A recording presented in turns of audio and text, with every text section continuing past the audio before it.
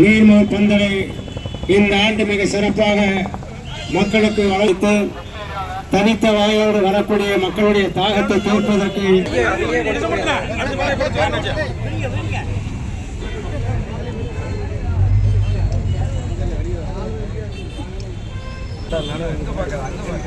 பின்னாடி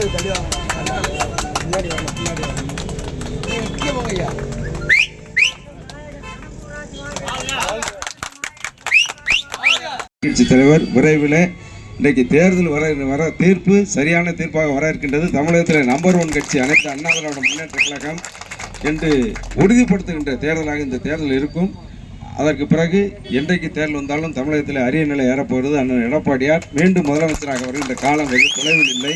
எனவே மக்கள் பணி ஆற்றுவதற்கு நாம் யாருக்கும் சளைத்தவர்கள் அல்ல என்பதை நிரூபித்து நிறைய இடங்களில் நாம் அமைக்க வேண்டும், அந்த பணியை செய்ய வேண்டும் என்பதையும் வேண்டுகோளாக வைத்து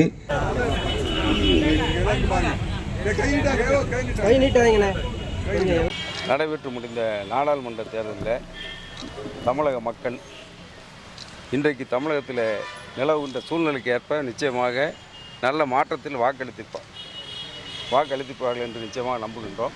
என்று சொன்னால் இந்த 3 ஆண்டு காலமாக தமிழகத்தில் ஆட்சி மாற்றம் ஏற்பட்டு திராவிட முன்னேற்ற கழகம் ஆட்சிக்கு வந்ததிலிருந்து விலைவாசி உயர்வு, சட்டம் ஒழுங்கு சீரழிவு, தினசரி கொலை, கொள்ளை, கற்பழிப்பு, இன்னும் சொல்லப்போனால் நாள்தோறும் அன்றாட வாடிக்கைகளாக போதைப்பொருள் கடத்தல், போதைப் பொருட்கள் பிடிபடுகின்ற நிலையை பார்த்தால் தமிழகம் இதுவரை இல்லாத அளவிற்கு அயல் நாடுகளிலிருந்து நாளும் பொழுதும் விமான நிலையத்திற்கு தினசரி 100 கோடி, 150 கோடி, 200 கோடி என்ற அளவில் போதைப் பொருட்கள் தமிழகத்துக்குள்ளே வருகிறது என்று சொன்னால் இங்கே அதற்குண்டான களம் சரியாக இருக்கின்றது, இங்கே சந்தைப்படுத்துவதற்கு ஏற்ற சூழ்நிலை இருக்கின்றது என்ற நிலை தான் இன்றைக்கு தமிழகத்தில் காணப்படுகின்றது.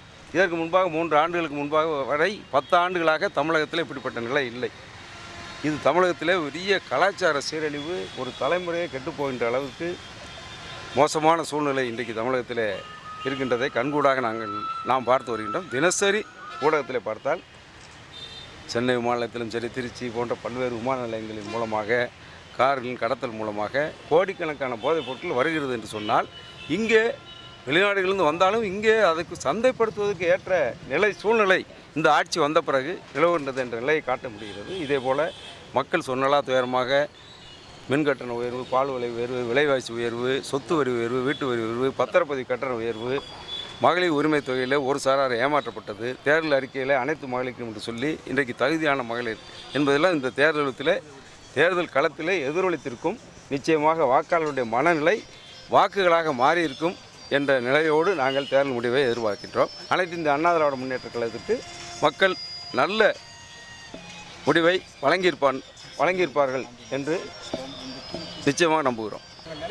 இந்த சமூக விரோதிகளோடு இந்த ஆட்சியாளர்கள், ஆட்சியில் உள்ள அதிகாரத்தில் உள்ளவர்கள், இன்னும் சொல்லப்போனால் காவல்துறையெல்லாம் இணக்கமாக இருக்கின்ற காரணத்தினால் இன்றைக்கு சமூக விரோதிகளால் காவல்துறையினரை தாக்கப்படுகின்ற அவலம் சமீபத்தில் பார்த்தால் கடந்த வாரம் ஒரு கும்பகோணத்தில் பட்டப்பகலில் அரசு பேருந்து ஓட்டுநர் பட்டப்பகலில் பொதுமக்கள் மத்தியிலேயே பேருந்திலிருந்து அடித்து கீழே தள்ளிவிடப்பட்டு கடுமையாக தாக்கி உயிருக்கு சேதமிடுகின்ற அளவிற்கு அரசு பணியாளர்களுக்கு, அரசு ஊழியர்களுக்கு இந்த ஆட்சியில் பாதுகாப்பு இல்லை.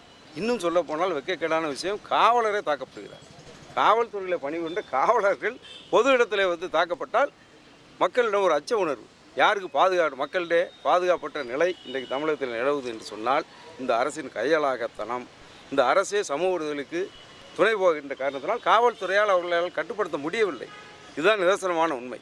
ஏன்னு சொன்னால் தமிழக காவல்துறை ஸ்காட்லாந்துக்கு நிகரான காவல்துறை என்பதை பல நேரங்களில் பார்த்து, இன்னும் சொல்லப்போனால் 3 ஆண்டுகளுக்கு முன்பாக மாண்புமிகு அண்ணன் எடப்பாடியார் அம்மாவின் ஆட்சி காலத்திலும், அம்மா ஆட்சி காலத்தில் தான் பெண் கமாண்டோ பிரிவை இந்தியாவிலேயே முதலாக அமைத்து காட்டியவர் புரட்சித் தலைவர் அம்மா அவர்கள்.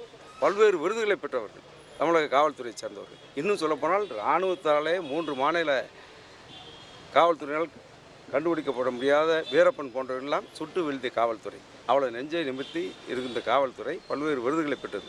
அண்ணன் எடப்பாடியார் காலத்தில் கூட தேனியில் உள்ள ஒரு காவல் நிலையம், கோயம்புத்தூரில் புனியமுத்தூரில் உள்ள ஒரு காவல் நிலையம், சென்னை கேப்பூர் அண்ணா நகர் காவல் நிலையம் போன்றெல்லாம் நாட்டிலேயே சிறந்த நிர்வாகத்திற்காக விருது பெற்ற காவல்துறை என்ற நிலையில் இருந்தது. இன்றைக்கு பார்த்தால் காவல்துறையுடைய செயல்பாடு முடக்கிவிடப்பட்டிருக்கின்றது. இந்த அரசின் தவறான கொள்கையால் சமூக விரோதிகள் முழுவதும் திராவிட முன்னேற்ற கழகத்தின் பாதுகாப்பில் இருக்கின்றார்கள் என்ற நிலையத்தான் இது காட்டுகிறது. பயங்கரமாக சொன்னாலே அதில் எடுத்துக்கிட வேண்டியது. அவங்க என்ன தேர்தல் களத்திலே இல்லாதவர். இன்னும் சொல்லப்போனால் அந்த அம்மையார் அரசியலில் நேரடியாக ஈடுபட்டதில்லை என்றைக்குமே. அம்மா இருந்த காலத்தில் அம்மாவுக்கு உதவியாளராக இருந்தாரே தவிர அரசியல் இயக்கத்திலோ இல்லை தேர்தல் பணியிலோ எந்த காலத்திலும் அவர்கள் நேரடியாக ஈடுபட்டதில்லை.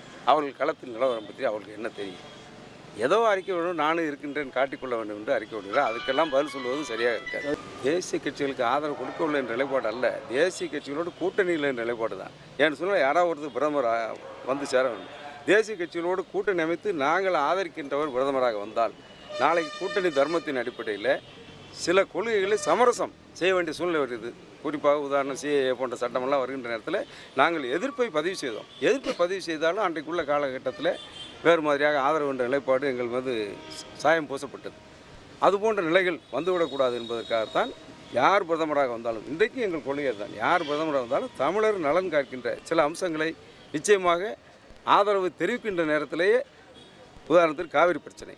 இன்றைக்கு காவிரி பிரச்சனையில் ஒரு சொட்டு தண்ணீர் கூட தர முடியாது என்று சொல்லுகின்ற காங்கிரஸுக்கு ஆதரவாக மு.க. ஸ்டாலின் கர்நாடகத்தில் பிரச்சாரத்தை செல்கிறார். அப்பொழுது என்றால் தமிழகத்தை வஞ்சிக்கின்ற கர்நாடகத்தில் காங்கிரஸ் ஆட்சி இருக்கின்றது. ஒரு சொட்டு தண்ணீர் கூட தர முடியாது என்று சொல்லி முதலமைச்சர் துணை முதலமைச்சர் உட்பட மிக தெளிவாக ஆணித்தரமாக சொல்கின்றார்கள். அந்த அளவுக்கு இவர்களால் சொல்ல முடியவில்லை இந்த ஆட்சியாளர்கள். காரணம் கூட்டணி என்று சொல்லி, இந்தியா கூட்டணி என்று சொல்லி இன்னும் வெக்கக்கேடான விஷயம். அங்கே போய் காங்கிரஸுக்கு வாக்கு சேர்ப்போம், இங்கே நம்முடைய முதலமைச்சர் கூட கர்நாடகாவுக்கு செல்ல இருப்பதாக தகவல் பத்திரிகை செய்தி மூலமாக பார்த்தோம். அப்படி என்றால் இவர் நிலைப்பாடு என்ன? தமிழகத்தை வஞ்சிக்கின்ற காங்கிரஸ் ஆட்சி மாநில என்ற இடத்துல போய் காங்கிரஸுக்கு ஆதரவு. முல்லை பெரியாறு பிரச்சனையில் அங்கே காங்கிரஸ் வேறு நிலைப்பாட்டில் இருக்கின்றது கேரளாவில். அங்கே சென்று இவர்கள் அங்கே இந்தியா கூட்டணிக்கு ஆதரவளிக்கின்றார்கள். கம்யூனிஸ்டாக இருந்தாலும் அவர்களும் இந்தியா கூட்டணியில் இருக்கின்றார்கள். முல்லை பெரியாறு பிரச்சனையில் காலங்காலமாக வஞ்சிக்கப்படுகின்றோம். இப்படிப்பட்ட நிலையெல்லாம் இருக்கக்கூடாது என்று சொல்லி தான் நாங்கள் தெளிவான நிலைப்பாட்டில் அனைத்து அண்ணா திராவிட முன்னேற்ற கழகம் தனியாக அனைத்து பிரச்சனைகள், காவிரி பிரச்சனை, முல்லை பிரச்சனை, நீட் தேர்வு விலக்கு, எய்ம்ஸ் மருத்துவமனை, NLC பிரச்சனை போன்ற பல்வேறு பிரச்சனை, கச்சத்தீவு பிரச்சனை, இதெல்லாம் மையமாக வைத்து இன்னும் சொல்லப்போனால் அதை நிறைவேற்றுகின்றவர்களுக்கு எங்களுக்கு ஆதரவு, தமிழர் நலன் காக்கின்றவர்களுக்கு ஆதரவு என்ற நிலைப்பாட்டில் முடிவெடுப்பதற்கு சரியான தருணம் இந்த தருணம் என்பதை நாங்கள் தேர்தல் முடிவுக்கு பிறகு காட்டுவோம்.